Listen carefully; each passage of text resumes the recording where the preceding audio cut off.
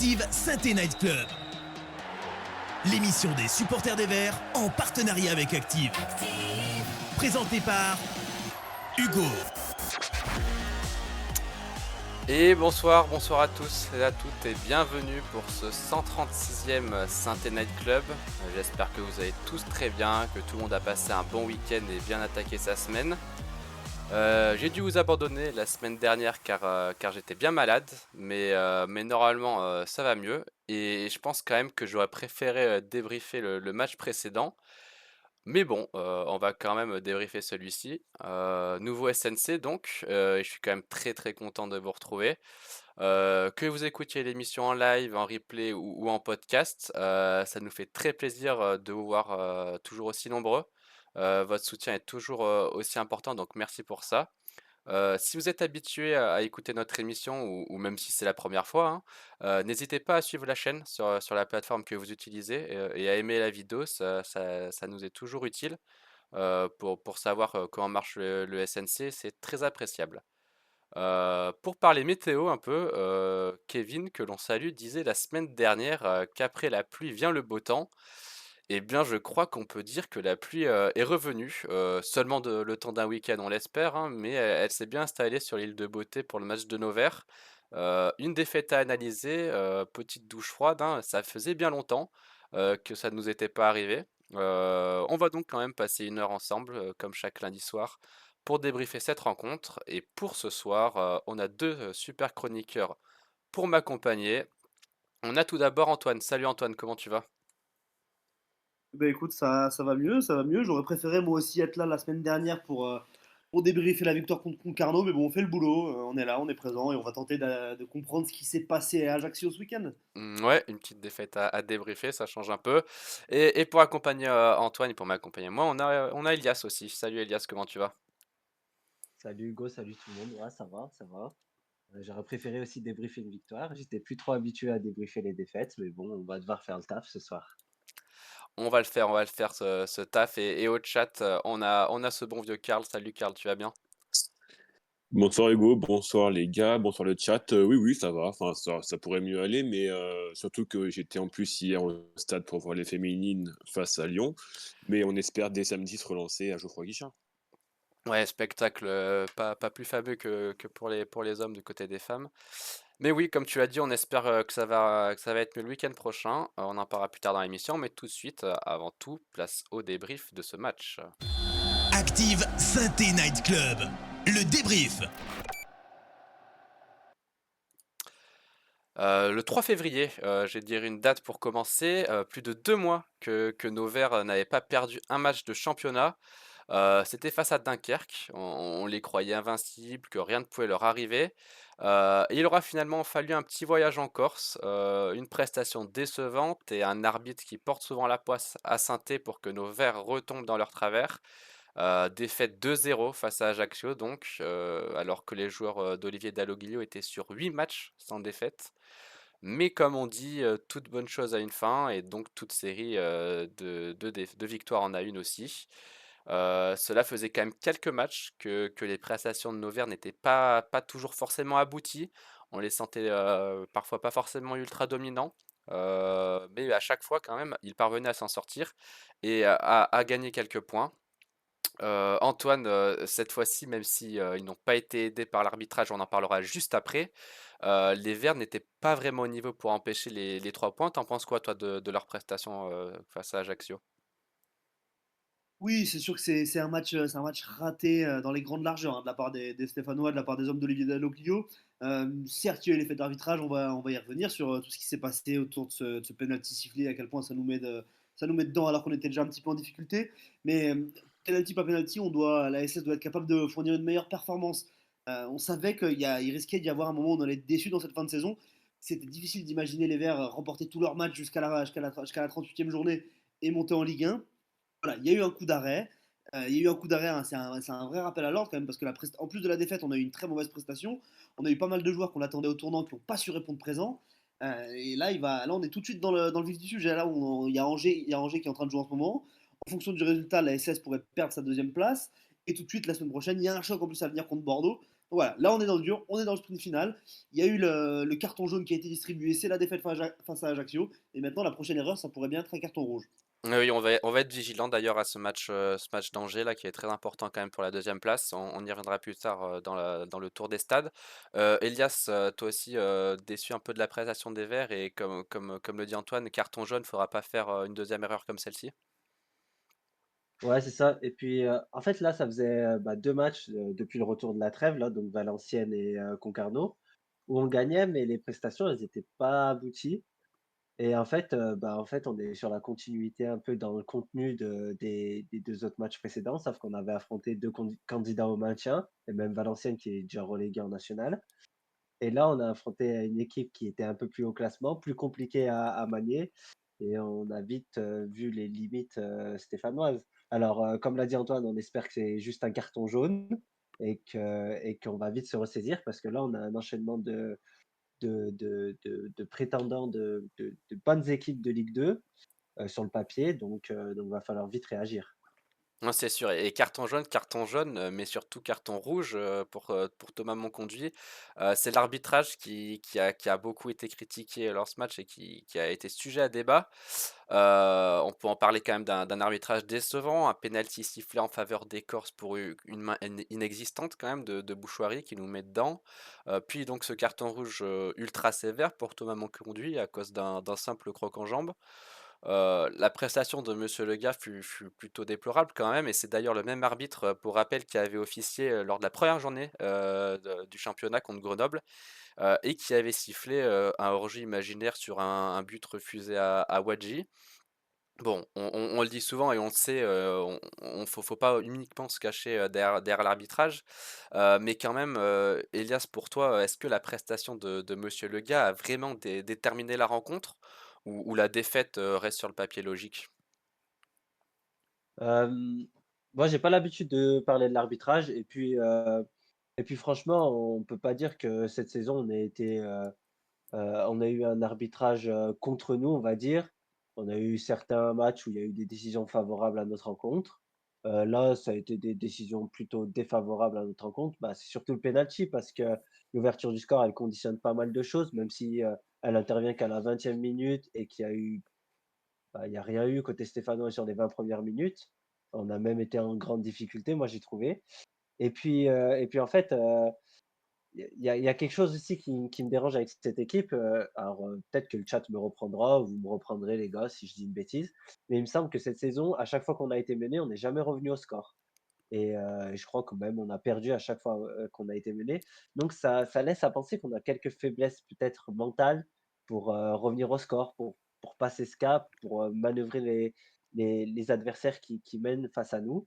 Donc, je parlerais plus de ça que de la prestation de l'arbitre. Alors oui, il y a eu une erreur sur le penalty, oui, il y a eu une erreur sur, le carton rouge qui est fou, quoi. C'est inconcevable d'avoir un carton rouge sur cette situation. Il y a eu deux-trois décisions litigieuses, notamment sur Mboukou, où je trouve qu'il a été, mal arbitré, sur certaines situations. Mais bon, ça fait partie de la Ligue 2. Il y a pas de VAR en Ligue 2, voilà, on le savait. On a eu quelques décisions favorables, maintenant on a eu des décisions défavorables. Bah, c'est comme ça arrive. Alors ouais, c'est intéressant ce que tu avances là, sur le fait qu'on soit jamais remonté au score. Je ne saurais pas confirmer tes propos, mais c'est bien possible. Mais en tout cas, au niveau mental, on en avait beaucoup parlé à l'époque où on était sur la fin de l'ère Batless, donc peut-être des restes chez certains joueurs de ces faiblesses mentales. Pour venir à l'arbitrage, Antoine, tu es d'accord avec le constat d'Elias? Oui, oui, oui, je trouve que depuis le début de la saison, il y a quelques fois, on a eu des décisions plutôt généreuses, d'autres fois où ça s'est un peu moins bien passé. Donc, j'ai l'impression que sur les matchs de l'ASS cette saison, ça s'équilibre un petit peu les erreurs d'arbitrage dans les deux sens. Par contre, oui, évidemment que ça change la physionomie du match. Certes, l'ASS n'était pas très bien rentré dans son match, il y avait des difficultés. On sentait que cette équipe d'Ajaccio avait vraiment envie d'enfin mettre un terme à cette série de matchs sans victoire. C'était déjà difficile, et quand c'est difficile et qu'en plus de ça, on prend un penalty qui n'est pas justifié, ça le devient encore plus. J'aurais aimé que ça crée une espèce d'électrochoc positif dans le sens où on sent des joueurs qui soient un peu remontés contre cette décision, et qui soient comme Brest hier, les Brestois par exemple face à Lyon quand il y a eu ce penalty refusé. Il y a certes eu cette ouverture du squad lyonnaise après, mais on a senti un groupe qui voulait se mobiliser qui était revanchard. Et j'ai pas eu l'impression d'avoir une équipe revanchard après ce penalty.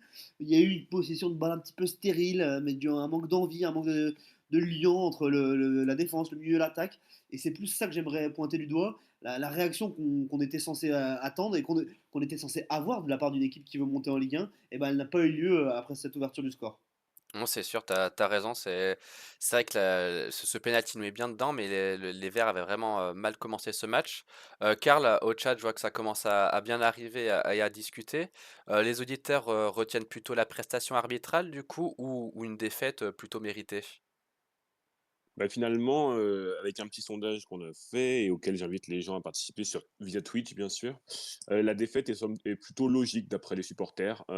Évidemment, après, il y a les termes de frustration, d'inquiétude et de vol qui reviennent, mais c'est surtout un sentiment de logique qui revient et c'est assez, ça revient, enfin, c'est la même chose que ce qui ressort des avis des 2 chroniqueurs du soir. Il y a Jo42 qui signale, lui, quand même que sans le penalty et sans les erreurs d'arbitrage, eh ben, il y aurait quand même eu que 0-0 et ça aurait été un moindre mal. Contrairement à SSE 71 qui nous dit que même sans le penalty, on aurait perdu. Arbitrage défavorable samedi. Le penalty, ok, à vitesse réelle, pourquoi pas. Mais alors le carton rouge sur un croche-patte, je m'en suis toujours pas remis. Ça, c'est David qui nous dit ça. Il y a Dauphino Maniac, au contraire, qui nous dit que c'est une défaite logique. Il n'y en a pas un qui a mis un pied devant l'autre. Et avec toutes les décisions arbitrales en notre faveur, les matchs précédents, on ne doit pas se cacher derrière la nullité de cet arbitre. Euh, Ajaccio ne fait pas bon aussi. La défaite vient de la première erreur d'arbitrage, parce qu'on peut légitimement penser que le penalty injustement sifflé a pu en mettre en dedans les joueurs. C'est clair, sur le penalty, c'est pas le même match, selon Thomas sur YouTube. Et enfin, après, ça commence à parler des individualités, mais je pense qu'on y reviendra après, donc je vais m'arrêter là pour l'instant. Ouais, on en parlera plus tard, en effet. Merci, Karl. Et autre fait marquant de la rencontre, du coup, c'est quand même la blessure de Sissoko à l'échauffement, qui a ressenti une alerte au mollet. Après avoir passé des examens, des résultats sont attendus apparemment. Bon, pour illustrer l'importance de l'attaquant stéphanois, les Verts n'auront porté qu'un seul match sans sa présence. Pire, en l'absence du Malien, seulement 2 buts ont été inscrits dans le jeu par la SSE. Bon, faut espérer qu'il soit de retour vite quand même, parce qu'il s'agit sans doute du joueur le plus important de l'effectif avec Gauthier Larsonneur peut-être. Et son absence pourrait faire beaucoup de mal à l'équipe qui se lance, comme on l'a dit, dans le sprint final avec ses 6 derniers matchs à jouer. Antoine, cette absence est vraiment une terrible nouvelle. Tu crois que les Verts arriveront à bien faire sans leur attaquant? Eh ben, ça va être très compliqué parce que Sissoko, depuis qu'il est revenu, c'est 8 matchs. Ah, il y avait eu 7 matchs, il me semble, 7 matchs sans défaite. C'était vraiment le nouveau talisman de cette équipe. Il est plus qu'important parce qu'il n'y a aucun joueur dans l'effectif de la SS qui a ce profil-là. C'est un joueur qui pèse sur une défense, c'est un joueur qui sait jouer au dos au but, qui marque des buts, qui sait faire des passes décisives. Moi, j'avais adoré ces dernières semaines son entente avec Dylan Chambaud, par exemple. On sentait une vraie complicité technique entre les deux joueurs. Et là, ça va être, là, c'est sûr que c'est inquiétant. Dès qu'il n'a pas été là, la SS manquait de repères en attaque, en espérant que ça soit qu'une précaution, comme Olivier Dalloglio l'a dit après le match. Hein. Il a dit que c'était une précaution, que c'était une gêne au niveau du mollet. Il voulait pas prendre le risque. Il faut espérer que ce soit ça parce que pour l'instant, la SS n'a pas su trouver de solution avec Irving Cardona dans un rôle de numéro 9. On a senti qu'il avait beaucoup de mal à se trouver. On n'arrivait pas à le trouver. Les ballons dans la profondeur, c'était trop compliqué. Il faut espérer aussi que si ça devient sérieux, enfin si Sissoko n'est pas disponible ce week-end, qu'Ibrahim Awadji pourrait potentiellement jouer au moins une mi-temps. Mais évidemment on a toutes les raisons d'être inquiet si jamais cette blessure vient lui faire manquer un ou deux matchs. Elias, toi aussi, t'es inquiet concernant l'absence plus ou moins longue, on ne sait pas encore, de Sissoko? OK, oui, parce qu'il a un profil assez unique et puis on l'a vu ce week-end, moi je trouve qu'il a manqué comme le disait Antoine, c'est quelqu'un qui garde bien les ballons de haut but, qui sert de point d'appui, qui pèse sur les défenses adverses et en fait, samedi, on a beaucoup usé de ballons longs. On a eu beaucoup de déchets sur ces phases de jeu-là parce qu'Ajaccio nous imposait un pressing assez haut et que, Batou Binsika, Nadé, Larsonneur, c'est pas les meilleurs relanceurs sous pression. Donc on a beaucoup usé de ballons longs et on a vu son absence, c'est-à-dire qu'on n'a pas gardé un ballon, Cardona n'a pas touché un ballon, de haut but, que ce soit de la tête ou en remise dans les pieds. Ça a été très compliqué pour lui parce qu'il a beaucoup fait d'appels en profondeur. Il n'a pas été servi ou mal servi. Mais moi, j'impute plus au reste de l'équipe qu'à Cardona. Mais oui, on a vu que bah, Sissoko, en fait, quand il n'est pas là, on voit son absence, quoi. Alors oui, on le critique sur beaucoup de choses, notamment son investissement, sans ballon à la perte, où c'est quelqu'un qui fait pas ou peu les contre-pressing, ou le pressing dès qu'il y a une passe négative et cetera. C'est peut-être un joueur qui a pas un gros volume de jeu, il est vrai, mais voilà, quand il est absent, ben, on constate qu'on a eu du mal à se procurer des occasions. Ouais, c'est sûr que son absence a vraiment été ressentie, ce week-end et en conséquence du coup de cette blessure, Olivier Dalloglio a dû repositionner Cardona en pointe, on l'a dit, et faire entrer, Mboukou sur le côté, ce qui n'était pas prévu, de base. Autre choix fort du coach stéphanois, la titularisation pardon de Bouchouari au milieu de terrain ou encore le positionnement, d'Aymen Mouefek, en arrière droit pour pallier l'absence d'Ivan Masson. Bon, ces choix n'ont pas porté leurs fruits, en Intercorse ce week-end, mais le coach s'était pas vraiment aidé du coup avec, les absences des latéraux maçons comme j'ai dit, mais aussi Apia. Elias, je vais te laisser la parole. Tu penses qu'Olivier Dalloglio aurait pu mieux faire, avec les joueurs à sa disposition ou c'était vraiment la composition à faire, ce week-end? Mieux faire, je sais pas, parce que comme tu l'as dit, il y avait beaucoup d'absents, surtout sur le couloir droit. Masson suspendu, Apia blessé. Le choix logique, je pense que tout le monde aurait mis Mouefek, latéral droit. Je voyais pas d'autre option, peut-être Bentaïg, en faux pied, mais je reste dubitatif, sur ce choix-là. Après oui, la surprise, c'était Bouchouari titulaire, parce qu'avec la blessure de Sissoko, on s'attendait à ce que Cardona soit recentré et aime beaucoup titulaire sur le côté droit. Heu, Moi, j'ai vu beaucoup d'avis négatifs sur Bouchouari. J'ai pas trouvé qu'il avait fait un si mauvais match que ça, notamment dans l'utilisation du ballon. Je l'ai trouvé actif, même à la perte du ballon. J'ai vu faire des efforts défensifs que je n'ai pas vu d'habitude faire à ce niveau-là, je trouve. Après, j'ai trouvé que c'était plus un problème collectif, dans son ensemble que des prestations individuelles mauvaises. J'ai trouvé qu'on avait eu du mal à ressortir les ballons de derrière, sur les relances courtes. Sur le jeu long, on n'avait pas de point d'appui, donc c'était compliqué. Heu, Ajaccio, elle nous a très bien pressés et a pris beaucoup de risques et je trouve qu'on n'a pas pris de risques, nous, à la relance.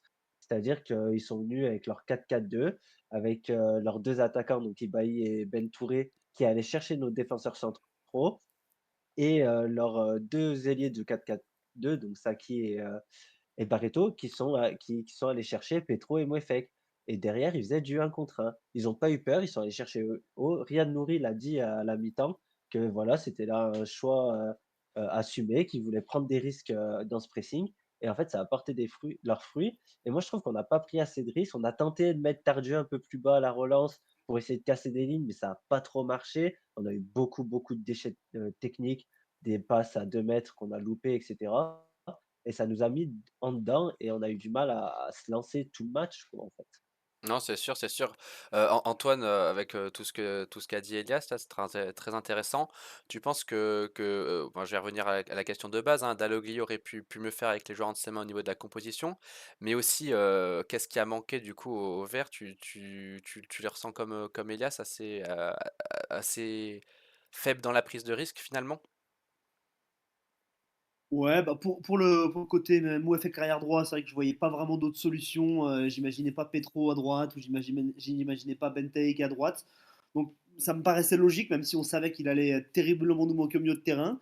Il a décidé de relancer Bouchouari. Je pense que son objectif c'était de se dire on va essayer de concerner tout le monde pour cette fin de saison, montrer que tout le monde peut être important dans les matchs décisifs en relançant Bouchouari qui n'avait pas été titulaire, il me semble, depuis. Enfin, c'était 5 ou 6 matchs ou peut-être même plus depuis qu'il était arrivé. Ça n'a pas marché. Bouchouari, il a prouvé. Certes, il y avait un peu d'investissement, mais dans le contenu global, c'était à l'image de celui de l'équipe. Hein, c'était trop suffisant. Il y avait très peu de créativité. Et comme l'a très bien dit Elias, c'est vrai qu'on a eu une équipe de santé qui a eu peur un petit peu. À aucun moment on s'est dit, ok, on va prendre le risque de monter à plus nombreux. Tardieu a été très bas sur ce match-là. On n'a pas beaucoup vu Chambaud qui s'est vraiment caché ce week-end. Et Et pour le reste, qui a perdu souvent, beaucoup de ballons aussi. qui a perdu beaucoup de ballons. Il y a eu en plus de ça, il y a eu un gros déchet technique global, hein, sur toutes les offensives. Souvent, on a retrouvé du Cafaro, beaucoup un petit peu trop brouillon. Cardona, on l'a dit, c'était compliqué. Lui, a pris un petit peu entre les deux défenseurs centraux. On n'a jamais vraiment réussi à le trouver. Mais voilà, il y a eu c'était global, il manquait de tout dans ce match. Il manquait de la prise d'initiative, il manquait du courage, il manquait un petit peu d'envie chez certains, il manquait de la qualité technique. Donc voilà, c'est vraiment une après-midi compliquée pour les Verts. Et c'est exactement l'exemple parfait de ce qu'il faut plus faire maintenant. C'est un petit peu c'est un tableau noir de ce qu'il faut pas faire pour cette fin de saison. Ouais, bon, au moins on Et puis, sort. Ouais, vas-y.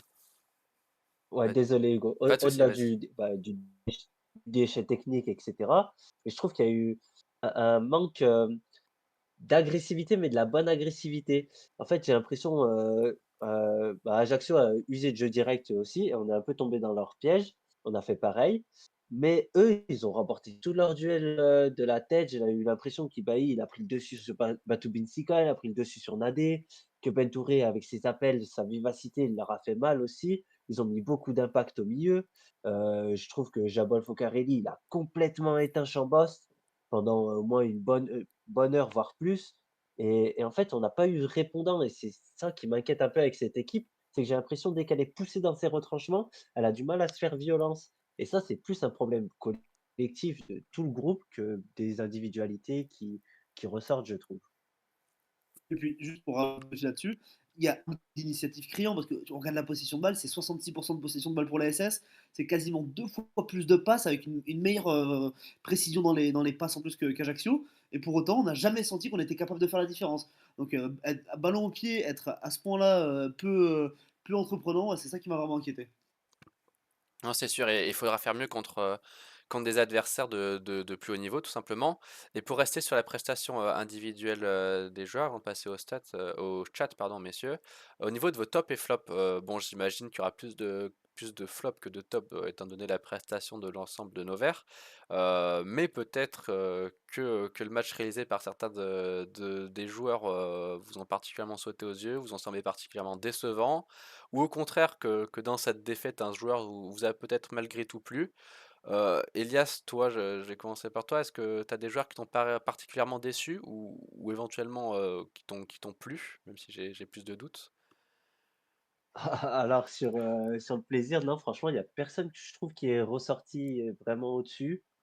Après, j'ai eu des petites déceptions. Alors, par exemple, je vais mettre quelqu'un comme Gauthier Larseneur en déception, mais il nous a tellement, je peux rien lui reprocher parce qu'en fait, il nous a tellement sauvés cette année. Si on en est là, c'est en partie, en grande, grande partie grâce à lui.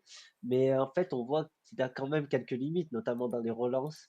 Dès qu'il est sous pression, il dégage parce qu'il a un jeu au pied assez faible. Pareil, Tubinsika, il a usé de jeu long, mais ça finissait tout le temps en sortie de but, il visait personne. J'avais l'impression qu'ils avaient pas envie de prendre de risques derrière et moi, j'aurais aimé qu'ils prennent des risques parce que le pressing ajaxien, nous aurait permis avec un peu plus de courage, de créer des décalages et d'aller vite vers l'avant et de trouver Mboukou et Cafaro peut-être dans de meilleures situations de 1 contre 1 qu'on les a trouvés. Comme l'a très bien dit Antoine, on a eu une position stérile, mais on n'en a rien fait. On faisait des passes, Binsika, Nadé, Tardieu, et puis hop, on joue long. Et puis hop, on fait une mauvaise passe. Et en fait, on s'est jamais mis dans le rythme de la partie, je trouve. Et c'est un peu le résultat aussi des derniers matchs, parce que contre Valenciennes, on avait fait une première mi-temps assez moyenne, mais on avait mis 2 buts, on s'était mis à l'abri. La deuxième mi-temps était très quelconque. Et contre Concarneau, je ne nous ai pas trouvé si entreprenant que ça. On marque sur une grosse transition et derrière, Concarneau a fait le jeu, Concarneau a eu des situations, etc. Ah oui, on était très solide défensivement. Et là où je suis inquiet, par contre, c'est qu'on a été très très fébrile sur les coups de pied arrêtés, hein. Ils ont eu beaucoup d'occasions. Les 2 buts viennent de 2 coups de pied arrêtés, 2 corners. Et il y a eu d'autres situations dangereuses, contre nous. Ouais, non, non, bien sûr, c'est clair qu'il y a beaucoup de points à améliorer. Toi, Antoine, est-ce que tu as des joueurs qui t'ont particulièrement inquiété, peut-être, dans ce match? Moi, j'ai été déçu par la prestation de Bouchouari, hein. Elias, enfin, t'étais un petit peu plus clément. Je vais être un peu plus dur avec lui. J'en attendais beaucoup de son retour. J'attendais un joueur revanchard, un joueur qui a une véritable envie de prouver à son entraîneur qu'il est capable de venir décrocher une place de titulaire ou au moins décrocher un peu plus de temps de jeu dans cette fin de saison. Et il est passé à côté. J'ai été déçu par Petro aussi. Petro, mine de rien, dans ce couloir gauche, on sent qu'offensivement, c'est quand même très, très, très limité. On le savait déjà, hein, ça, c'est pas une surprise. C'est plutôt un joueur qui va être dur sur l'homme derrière. Mais du coup, dès qu'il faut amener un peu de soutien devant, ça devient très compliqué. Et pour le reste, Globalement, peut-être Batoubin Sika qui dans les duels aériens comme tu l'as dit Elias, on s'attendait à un petit peu plus de sérénité. Nadé s'est plus démarqué, j'ai trouvé un Nadé plus serein durant cette rencontre. Et voilà, mais les deux points noirs de cette rencontre, pour moi, ça a été vraiment le match de Bouchouari qui faisait son retour dans le 11 de titulaire et Léo Petro qui n'arrive pas à combiner avec Cafaro. On sent qu'il n'y a pas de complicité technique entre les deux hommes, hein. Des fois, on a l'impression que Cafaro n'ose même pas vraiment revenir avec lui, jouer sur une 2 préfère tenter un exploit individuel plutôt que de chercher une combinaison. Par Ça contre, marche. Ouais, je vais juste rajouter vas-y, un Elias. truc, mais j'aurais jamais cru dire ça cette saison surtout, mais on a ressenti l'absence d'Ivan Masson quand même. Parce que, Bah oui, c'est sûr. franchement, par rapport aux dernières performances, c'est plus lui qui nous a beaucoup manqué, je trouve, avec Sissoko nous a manqué, mais je trouve que l'influence qu'a Ivan Masson sur cette équipe, que ce soit offensivement et défensivement, et même dans une certaine, agressivité qu'il apporte, parce que c'est quelqu'un qui met beaucoup d'envie dans tout ce qu'il fait. Alors oui, des fois, il y a beaucoup de déchets et cetera, mais il y va à fond dans tout ce qu'il fait et je trouve que ça nous a manqué contre Ajaccio, quelqu'un qui apporte du répondant par rapport à l'agressivité des adversaires. Non, c'est clair et on en parlera plus tard puisqu'il va être de retour face à Bordeaux, donc c'est quand même une carte intéressante. Karl, je viens enfin vers toi au niveau du chat. Est-ce que les auditeurs retiennent certaines prestations individuelles de la part de Nevers? Alors écoute, sur YouTube, il y a Jimmy je vais vous raconter pas mal de choses qu'il nous a dit à propos des prestations individuelles. Beaucoup critiqué Sissoko. J'ai toujours dit que Sissoko est d'une importance extrême car il mobilise deux défenseurs et permet à Cafaro et Cardona de toucher des ballons dans les bonnes zones. Selon lui, Bouchouari est devenu la tête de Turc de beaucoup alors qu'il a fait un match plutôt honorable. Il continue en disant qu'en mettant Mouefek à droite de la défense, le coach a affaibli le milieu et ça revient pas mal aussi sur Twitch et je vais y revenir. Sans Ipsan Masson, le niveau technique de la défense chute drastiquement, sans compter que les associations de paires des latéraux avec Cafaro et Mboukou deviennent quasi inexistantes. Sur Twitch, concernant l'absence de Sissoko, il y a Nab Santé qui nous dit que c'est dommage de ne compter que sur un seul neuf dans un sprint final. Sans même un jeune, c'était trop risqué de se présenter à Ajaccio comme ça. Euh, Moefek au milieu est indispensable, c'est les JO 42. Petro en prend pour son grade, mais ça c'est assez régulier. Il y a Jo qui continue, et ça c'est Leila qui nous disait la même chose, c'est que sans Masson et Sissoko, eh ben, l'équipe n'est plus du tout la même. Au milieu, il faut du physique, et Bouchouari et Tardieu n'ont pas leur place, ça c'est pour Céline. Vivement les retours de Masson et Apia, car Moefek bof en latéral, Petro retourne prendre ta place sur le banc. Moefek est notre meilleur milieu de terrain. Le problème du coach a été de pallier aux absences du mercato d'hiver avec des joueurs recrutés en été et qui n'ont pas un niveau suffisant pour avoir de l'impact et de la technique à la fois. Dans les flops, évidemment, il y a l'arbitre.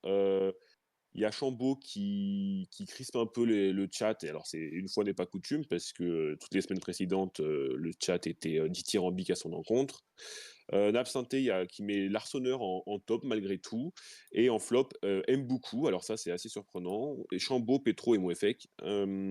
Tardu en flop également pour vers 85. Top l'entraîneur corse qui a tout compris. Flop les milieux et Cafaro, ça c'est Dauphino maniaque. Et enfin, Cardona se démène devant, mais il est bien seul. Ça c'est El Cato 42. Voilà. Merci Karl, merci le chat. Et comme je l'ai dit plusieurs fois dans l'émission, c'est une fin de série du coup de Hectare pour Nevers, donc de plus de 2 mois donc, et de 8 matchs sans défaite. Il ne va pas falloir pardon, rester sur cette défaite si on veut assurer ce top 2, car derrière, mine de rien, ça se rapproche et on y viendra juste après dans notre tour du championnat. Mais surtout, comme on l'a dit plusieurs fois dans le jeu, les dernières prestations sont plutôt mauvaises, hein. Sur les derniers matchs, ce n'est pas toujours fameux, même si on parvenait à chaque fois à grappiller quelques points. Bah là, la réalité nous rattrape, hein. Et les prochaines rencontres sur le calendrier, je vais vous le mettre tout de suite à l'écran. Bah, les rencontres s'annoncent peut-être un peu plus difficiles puisque ce sont des équipes un peu plus du haut de tableau que l'on va affronter. Bon, on va en parler dans le prochain match aussi. Et ça va commencer dès ce week-end face à Bordeaux. Antoine, avant d'aborder tout ça, est-ce que tu crois que les Verts sont capables de rebondir rapidement et de vite faire oublier cette défaite?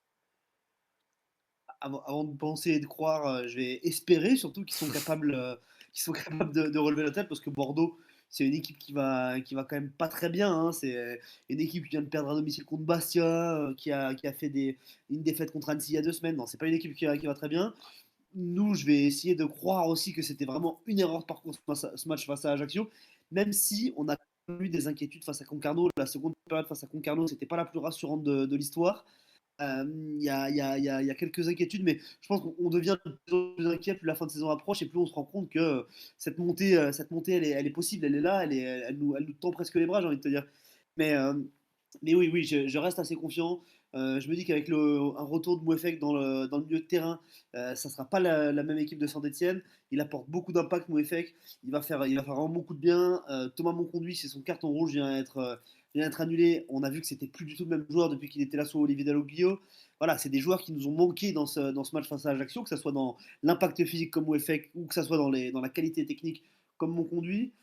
Et encore plus si Sissoko revient, ça nous permettrait d'avoir ce point d'appui devant, d'avoir cette relation qu'il a développée avec Cardona notamment, d'avoir un duo ou Cafaro ou Mboukou sur le côté, chacun leur tour, qui amène beaucoup de percussions.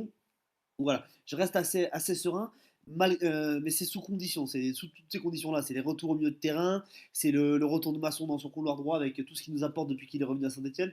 Et voilà, surtout notre ami Ibrahim Sissoko devant qui fait terriblement de bien et son absence a été plus que préjudiciable.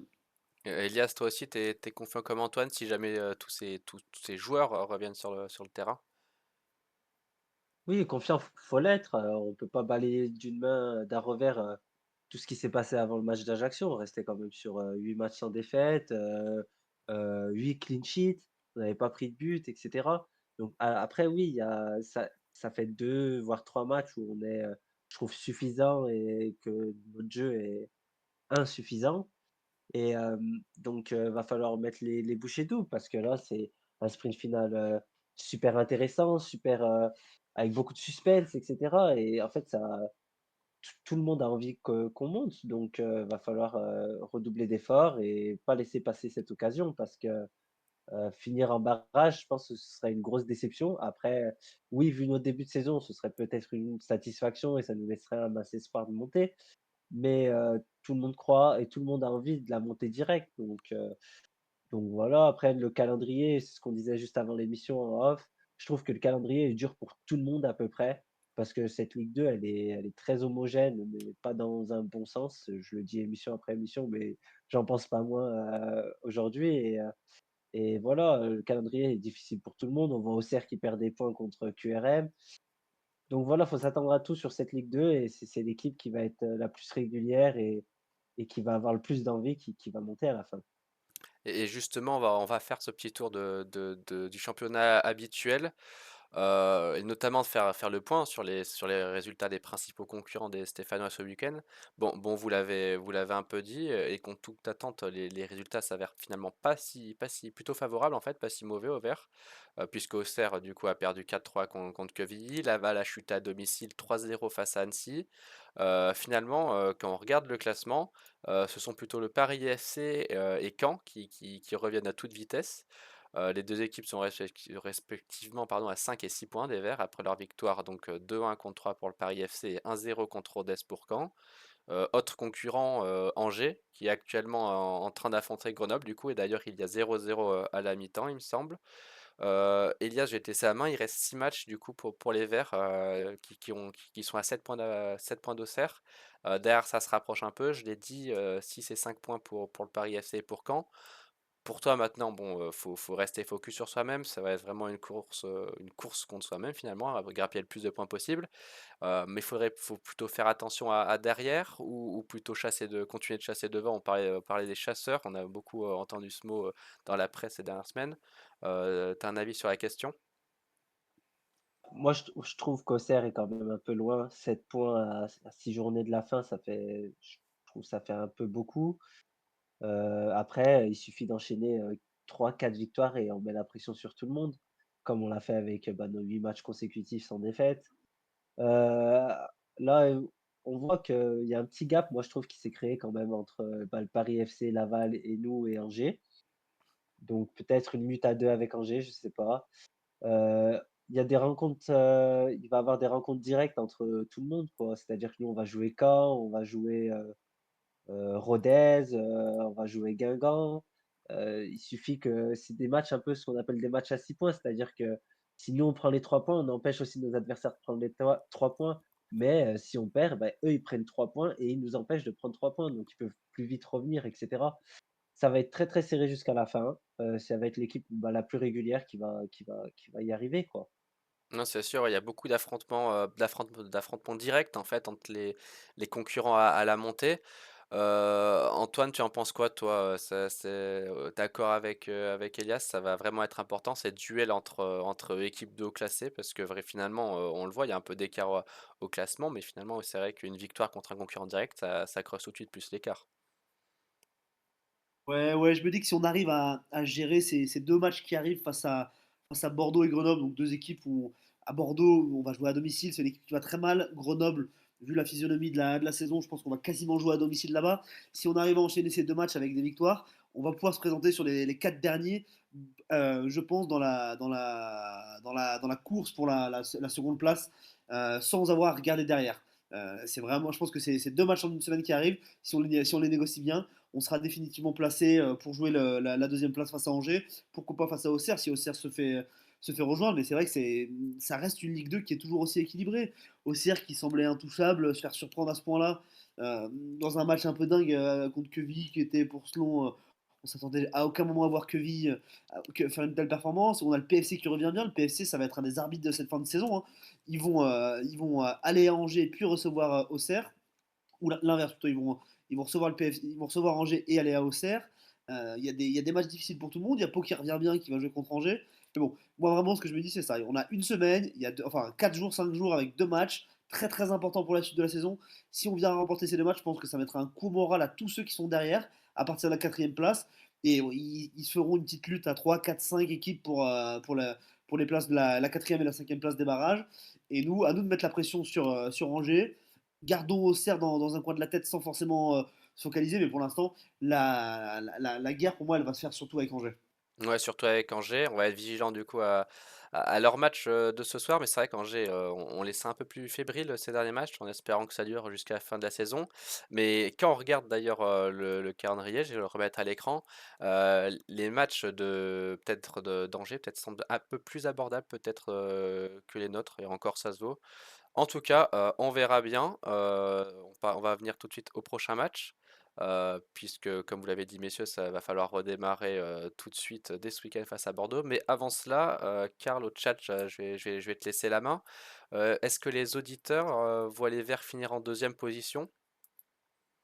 Alors écoute, il y a déjà par rapport au match, parce qu'on a déjà un peu évoqué le match de Bordeaux, mais Mm. il y a l'inspecteur qui note, et ça rejoint un peu le calendrier chargé qui nous attend, qui note que Saint-Étienne est toujours meilleur face aux bonnes équipes. On l'a vu face aux concurrents directs, Auxerre, Angers, Laval, etc. Il faut gagner les 6 matchs, ça c'est pour Jimmy Riffer. Il faut 5 à 7 points sur les 3 prochains matchs, ça c'est pour Olex. Ça c'est pour la partie YouTube. Il y a Jo42 dans le même sens qui abonde et qui dit il faut gagner les 3 matchs. Attention à Bordeaux, ils mettent des buts quasiment à chaque match et nous en ce moment offensivement ça n'est pas fameux, ça c'est pour Dauphinio Maniac. Ceci dit, on a le don de relancer les équipes qui ne vont pas bien, mais bon, avec Mouefek au milieu et le retour de Masson, pourquoi pas, ça c'est Leïla. Bordeaux a été catastrophique contre Bastia, par contre individuellement ils sont au-dessus de ce qu'ils proposent, donc méfiance. Mais c'est vrai que là on empiète un peu sur la prochaine section de l'émission. Il y a les Cato qui pensent, qui trouvent qu'il n'y a aucune équipe qui a 2 points par match, 10 défaites en moyenne à partir des seconds, sauf Auxerre bien sûr, c'est affreux. Le 19e a 12 défaites, ça c'est Jo42 qui note. Si le Grenoble Foot 38 avait la bonne idée de battre Angers dans 45 minutes, ça nous arrangerait bien. Voilà. Merci Karl, mais merci le chat. En effet, on espère donc que cette défaite restera exceptionnelle, que Angers ne s'imposera pas ce soir et qu'on repartira sur de bonnes bases dès ce week-end face à Bordeaux. Et c'est ce qu'on va voir tout de suite donc dans le prochain match. Active Saint-Étienne Night Club. Le prochain match. Est-ce que les Verts vont savoir directement rebondir pour espérer valider cette deuxième place synonyme de montée directe? Ça serait plutôt plaisant. En attendant le résultat d'Angers, donc qui se joue en ce moment même, il est temps d'aborder la prochaine rencontre des Verts, qui sera face à Bordeaux. Les Girondins qui vivent une saison plutôt tumultueuse, on l'a dit, et qui sont dans le ventre mou du championnat, donc ils pointent à la 13e place. Ils viennent de perdre à domicile contre Bastia en plus, 3-2. Malgré cette mauvaise saison de leur part, tout de même, ça reste une équipe qui possède des joueurs de qualité, même si ça marche pas forcément. Donc il faut rester quand même prudent. Mais il faudra tout de même, on l'a dit, prendre des points dès ce week-end à domicile pour toujours rester dans cet objectif de montée. En plus, le calendrier, on l'a vu, s'annonce plutôt relevé juste après, d'ici la fin de la saison. Antoine, de ton côté, est-ce que tu es optimiste? On l'a déjà un peu dit, mais concernant le prochain match des Verts. Bah, on peut être qu'optimiste, hein. Je me rappelle j'étais à Bordeaux pour le match contre Bordeaux et Saint-Etienne à la mi-décembre. On savait pas du tout où est-ce qu'on allait aller. C'était le premier match d'Olivier Dalloglio, il me semble, avec une performance quelconque, un 0-0 sans intérêt. Maintenant qu'on voit que nous, on est troisième de Ligue 2, peut-être deuxième de Ligue 2 ce soir, et que Bordeaux a dû se battre pour obtenir son maintien, on peut qu'être optimiste pour cette rencontre. Euh, Bordeaux, je pense, a réussi à assurer son maintien. Là, ils ont 6 points d'avance sur 3. Ça me semble un matelas assez confortable pour la fin de saison. Euh, mais c'est un match dans lequel il va falloir se méfier parce que Riera a dit qu'il risquait de faire beaucoup de changements suite à cette défaite face à Bastia. Il risque d'avoir pas mal de nouveaux joueurs dans le 11 de départ. C'est toujours assez perturbant de jouer face à une équipe des fois avec des joueurs qu'on n'avait pas vus, des joueurs un petit peu revanchards, etc. Voilà, ça risque d'être assez particulier. Après, je me dis qu'on est à domicile, il va avoir un match dans un stade plein. On a vu que Saint-Etienne savait, mais ces dernières semaines, savait mieux jouer dans un stade plein, ce qui était un peu moins le cas ces derniers temps. On avait l'impression d'être un petit peu angoissé quand il y avait trop de public dans le stade. Ça reste une équipe assez en pleine crise identitaire, en pleine crise de jeu, en pleine crise de confiance. Même en interne, Bordeaux, il y a un déficit de peut-être 50 millions d'euros apparemment. Et ils ne savent même pas vraiment comment ça va se passer la saison prochaine, quel joueur va pouvoir rester l'année prochaine. Est-ce que le club va peut-être même pas être relégué administrativement au niveau de la DNCG la saison prochaine? Voilà, on a quand même on a quand même de la chance d'avoir nous une équipe qui joue la montée. Et il faut surtout savoir, c'est un peu triste, mais savoir leur mettre la tête sous l'eau. Il ne faut pas du tout avoir d'état d'âme pour un club qui est dans le dur. Il y a beaucoup d'équipes qui nous ont enfoncé l'an dernier quand ça allait mal. À nous de le faire maintenant et de repartir de l'avant. Ah, c'est sûr, t'as tout dit, c'est un club qui a des difficultés à plusieurs niveaux. Il va pas falloir hésiter, pas faire preuve de pitié pour cette équipe. Elias, t'es d'accord, t'es confiant toi pour ce match?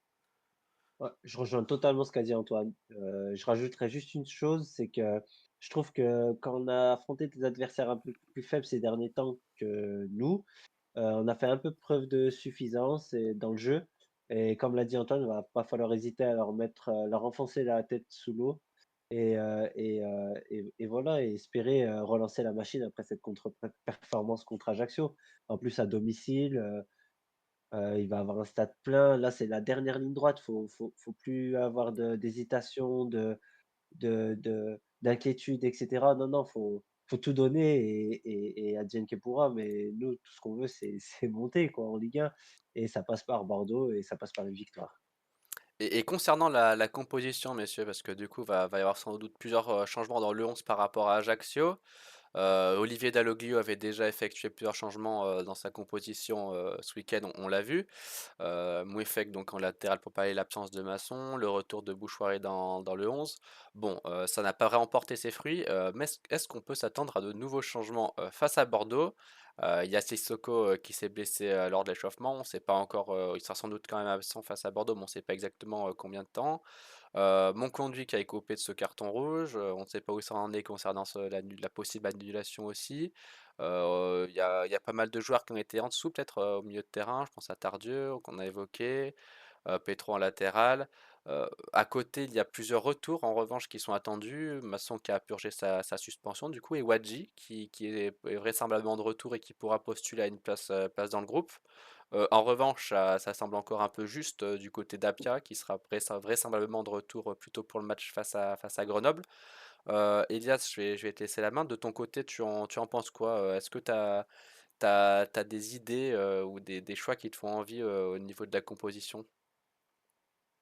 Bah, tout va dépendre, du groupe, quoi. Parce que ces dernières semaines, je trouve, on a été un peu habitué à des absences de dernière minute, Cafaro absent parce qu'il était malade, Briançon à chaque fois qu'il y a eu des petits pépins physiques à droite à gauche. Après Olivier Dalloglio, il compose avec ce qu'il a sous la main aussi, donc voilà, déjà le retour de Masson va faire du bien, moi je trouve, parce qu'il va permettre aussi à Mouefek de revenir au milieu de terrain, comme l'a très bien dit Antoine, parce que ça nous a manqué. Après à voir, qui sera là, qui sera apte, qui sera à 100.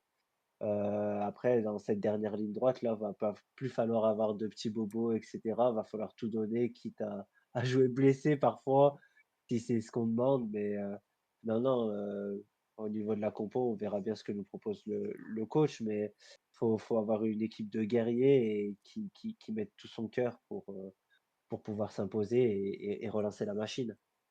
Ouais, ouais, c'est sûr, tu l'as dit, le guerrier, je pense que c'est principalement ce qui nous a manqué aussi à Ajaccio. Tu l'avais dit, de l'envie, vraiment, vraiment avoir de l'envie sur le terrain. On espère qu'ils en auront plus devant leur public ce week-end. De ton côté, Antoine, tu t'attends à des changements avec tous ces retours et ces absences aussi dans la composition? Oui, oui, évidemment qu'il va y avoir des changements, hein. Enfin, à moins qu'il y ait encore des blessures de dernière minute, comme tu l'as dit, ou des maladies de dernière minute, on devrait pouvoir retrouver un entrejeu un peu plus classique, un entrejeu qui a brillé ces dernières semaines avec Mouefek, avec Moncondion, l'espère, ou avec Chambaud et Tardieu. Tardieu, je l'avais trouvé très très bon face à Concarneau, notamment dans la récupération. Il n'avait pas été forcément très, très mis en avant, je trouve, par la presse après sa rencontre, alors que je l'avais trouvé vraiment précieux dans la récupération de balles. Voilà. En défense, évidemment que Masson s'est imposé comme un titulaire indiscutable depuis qu'il est revenu, à la fois pour sa qualité technique, pour son allant offensif et pour sa grinta. Et devant, bah, inévitablement, le cas Sissoko qui va vraiment être un cas décisif de la fin de saison. Est-ce que Sissoko va pouvoir revenir tout de suite ou pas? Si oui, ça serait une très très grande nouvelle. Et après, la grosse interrogation, c'est aussi Wadji. Est-ce qu'Ibrahima Wadji pourrait pas être un petit peu notre petite surprise de la fin de saison? Est-ce qu'il pourrait pas gratter des fins de rencontre, des 30 minutes par là, des 40 minutes par là, si les blessures le laissent enfin tranquille? Et ça nous permettrait d'avoir une véritable alternative à Ibrahim Sissoko, de pouvoir pourquoi pas tenter un nouveau dispositif pour venir déranger, surprendre les adversaires sur la fin de saison, en alignant les deux hommes ou sur des bouts de match ou d'entrée. Et ça permettrait surtout à Olivier Dalloglio d'avoir un peu plus de choix, parce que pour l'instant, ces choix, ils ont surtout été contraints par les blessures, les maladies et les absences de chacun. C'est sûr, et tu l'as dit, le retour de Wadji, si jamais il est disponible pour ces 6 derniers matchs, ça c'est vraiment, vraiment une bonne nouvelle, vraie bonne nouvelle pour le groupe. Rien qu'en tant que joker de fin de match pour les 30 dernières minutes, ça peut apporter vraiment de la vitesse et quelque chose de nouveau sur le front offensif qu'on n'avait pas jusqu'à présent avec le départ de Charbonnier, même si c'est pas du tout le même profil. On n'a pas vraiment de neuf de remplacement. Euh, Messieurs, pour finir cette séquence prochain match, avant de passer au quiz, on va quand même jouer le jeu. Je vais vous demander votre prono, si vous en avez un. On viendra au chat juste après. Elias, de ton côté, tu pronostiques combien toi pour ce match face à Bordeaux ce week-end? Victoire 2-0 avec le retour d'un clean sheet et doublé de Cardona. Un doublé de Cardona pour toi. Et de ton côté, Antoine? Moi, je vais dire une victoire 1-0 net. Une victoire 1-0 net. 1-0 Et net. but de Cafaro cette fois. Ça va durer. Et Cafaro pour un petit but, deux clean sheets, donc d'après vous, ça serait pas mal un petit clean sheet, ça ferait du bien pour la confiance, une victoire comme ça. Et du coup, avant de passer au challenge, Karl, de ton côté, au chat, est-ce que les auditeurs sont confiants concernant le prochain match des Verts et est-ce qu'ils ont des avis concernant la composition aussi d'équipe que concoctera Olivier Dalloglio? Alors écoute, d'un point de vue compo, les Verts battront Bordeaux si Masson revient et si Sissoko tient son rang. Ça fait quand même beaucoup de si. Après, Masson, il n'y a pas de raison qu'il soit absent.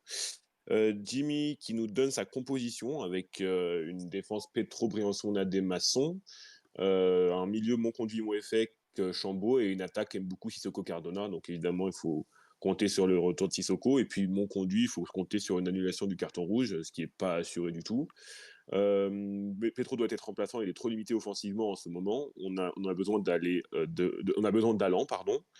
Et sinon, d'un point de vue des pronostics, il y a un 2-2 pour vers 85, une victoire 1-0 pour LSC 71, 2-1 pour nous pour Arthur, 2-0 pour Joss, 1-0 pour Leila avec un but de Nadé.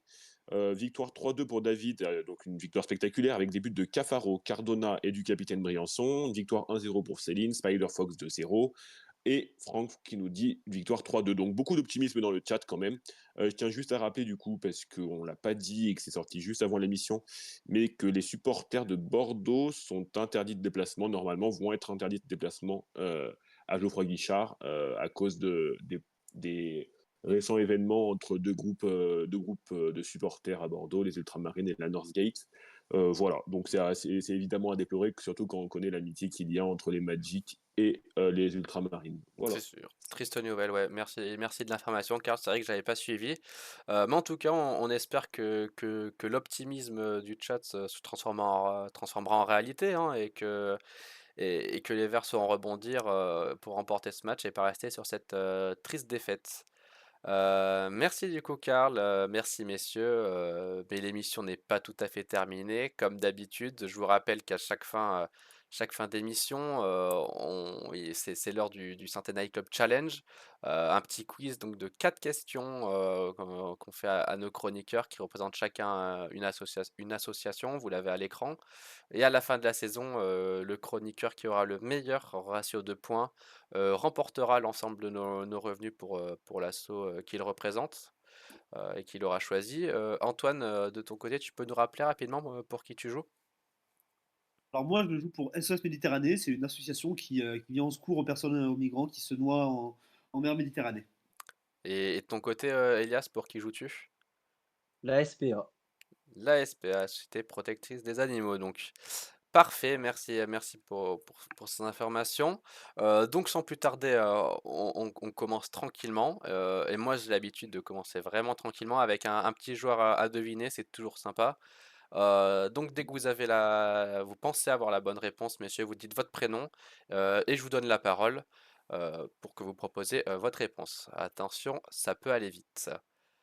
Je suis né en 1980 à Blois. Formé à Menton, je commence ma carrière professionnelle à Nice à l'âge de 19 ans, club dans lequel je reste jusqu'en 2007. Cette même année, je rejoins l'ASSE, club dans lequel je reste 3 ans. Défenseur polyvalent, je peux jouer sur les deux côtés et même parfois en défense centrale. Je suis souvent en concurrence avec Mohamedou Dabo pour le poste de latéral gauche.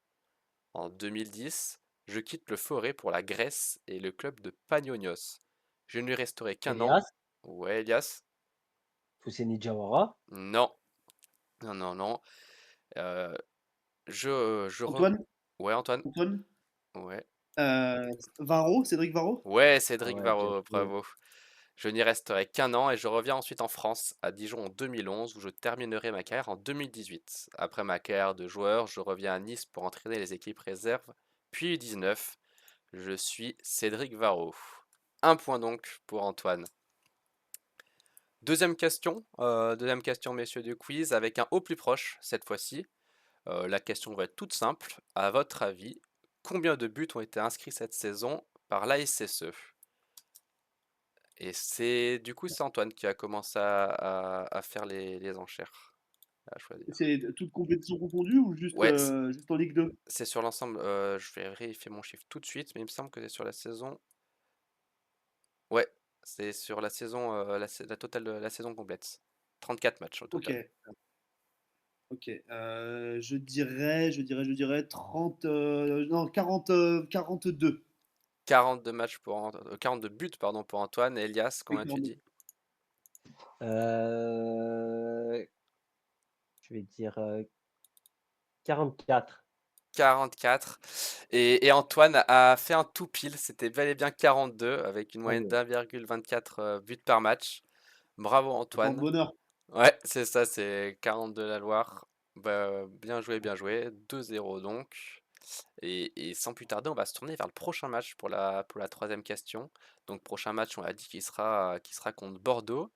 Et la dernière fois que l'on a reçu les Girondins, c'était le 10 septembre 2022, donc pour la 8e journée de Ligue 2 l'année dernière. On avait gagné 2-0 à l'époque, mais est-ce que vous sauriez me citer les deux buteurs? Messieurs, des règles, une proposition à la Elias. fois. Ouais, justement, c'est Elias qui commence comme il perd. Les 2 d'un coup ou Une proposition chacun, donc un buteur. Wadji. Wadji, c'est bon, un point. Antoine, est-ce que tu as le deuxième? Comme ça, non. Non, non, ça me Moi, dit rien comme je ça. l'ai, je crois. Vas-y, Elias. Masson? C'est ça, c'est Evan Masson, bravo. Bravo, bravo. Et si jamais il y avait eu un partout et que vous avez chacun un buteur, j'avais prévu une question pour départager. Je voulais vous demander le passeur décisif sur le but d'Ibrahim Awadji, puisque Masson avait marqué sur un mauvais dégagement de la défense bordelaise. Mais est-ce que l'un de vous deux a le passeur décisif sur le but de Wadji? Aucune idée. Non, Crasso? non, non, non, non.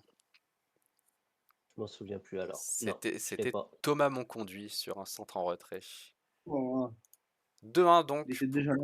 Et ouais, 2-1 donc pour Antoine. Et dernière question, du coup, l'occasion à Elias de recoller au score ou d'Antoine d'accentuer sa victoire. Et pour terminer, on va faire un autre au plus proche. Euh, à votre avis, messieurs, en 32 journées du coup de championnat, combien d'arbitres différents ont arbitré pardon, la SSE depuis le début de la saison, uniquement en championnat cette fois-ci? Elias, je vais te laisser le choix, soit de commencer, soit de laisser Antoine commencer, comme tu es derrière. Je vais commencer. En 32 journées, on a eu 25 arbitres différents. 25 arbitres différents pour Elias. Antoine, combien tu dis? Moi, je dirais 23. 23. Et bien, monsieur, vous avez visé haut parce que la réponse est 18 simplement. Et j'ai été assez surpris moi aussi Oh, quand j'ai fait la recherche parce que il y a plusieurs arbitres en fait qu'on a rencontrés trois fois, dont Monsieur Lega qu'on avait vu à Grenoble et un autre match où on avait gagné d'ailleurs, je ne sais plus lequel. Mais ouais, on avait plusieurs fois des arbitres trois fois. Donc seulement 18 arbitres en 32 rencontres. Du coup, Antoine était plus proche avec 123. Donc le point pardon, va à Antoine, ce qui fait 3-1 pour Antoine. Du coup, bon. bon, on arrive à la fin de cette émission, hein. Bravo, bravo messieurs et merci beaucoup, beaucoup pour ce Centennial Club. Merci à Karl aussi au chat et merci à vous, chers auditeurs, d'avoir été présents comme d'habitude. J'espère, malgré cette défaite et cette triste prestation, que vous aurez pris du plaisir à nous écouter. Et on espère donc que nos Verts rebondiront dès le prochain match. Donc voilà, passez une très bonne soirée. Prenez soin de vous d'ici lundi prochain. Et allez les Verts, hein. Ciao ciao, bonne soirée tout le monde. Salut tout le Bonsoir monde. tout le monde.